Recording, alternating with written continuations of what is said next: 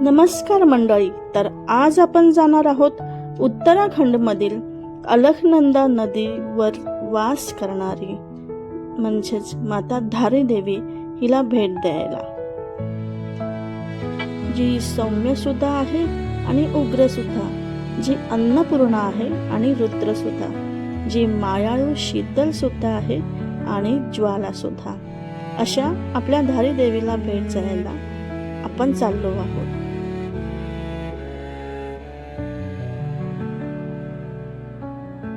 मंदिराकडे जात असताना वाटेत आम्हाला भागीरथी आणि अलकनंदा नदीचे सुद्धा दर्शन झाले. क्या बताऊं, ये नदी का संगम कैसे वो जो ये नदी आ रही है ना, जो मैली है उसको अलकनंदा बोलते हैं, और ये जो यहाँ से ब्लू वाला पानी आ रहा है ना, ये भगीरथ है.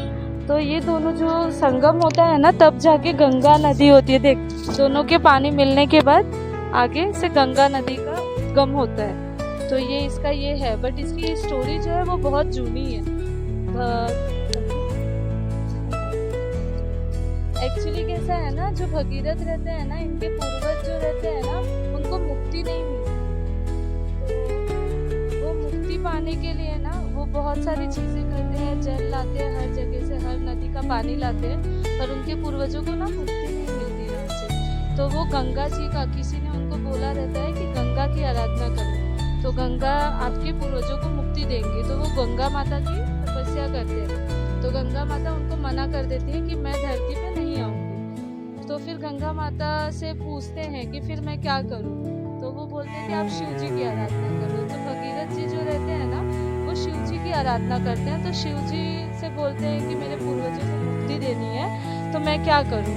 तो शिव जी गंगा माता को बुलाते हैं, उनको अपने जटाओं में लेते हैं और फिर धरती को उतारते हैं. तो वो जो धरती को उतारते हैं ना, तो वो भगीरथ के नाम पे गंगा माता जो है ना, वो नीचे आती है. और फिर अलकनंदा और भगीरथ नदी का जब संगम होता है, तब जाके उनका नाम पड़ता है. अशा प्रकारे सारिकाने आम्हाला या नदीबद्दल माहिती सांगितली. तर मंडळी, हा आहे मंदिराजवळ जाण्याचा मार्ग. धारी देवी हिला माता काली देवीचे स्वरूप सुद्धा मानले जाते. मंदिरात देवीचे शिर आहे असे म्हणतात.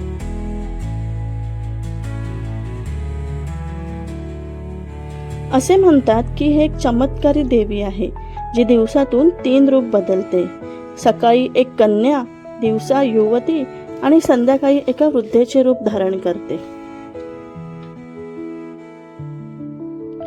ही एक जागृत देवी असल्या कारणाने ती देवी आपली इच्छा ऐकते सुद्धा आणि पूर्ण सुद्धा करते.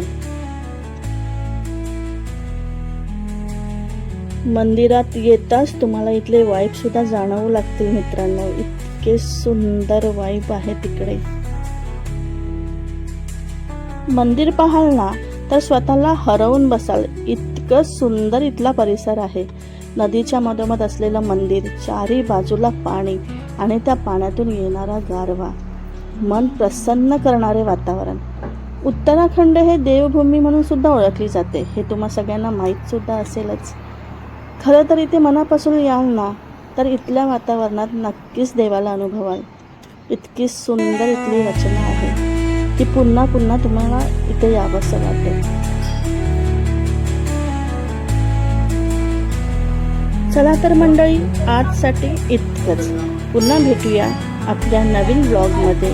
मी असेच नवीन नवीन ब्लॉग तुमच्यासाठी घेऊन येत जाईन. त्यासाठी keep watching. Bye bye, take care and thank you for watching.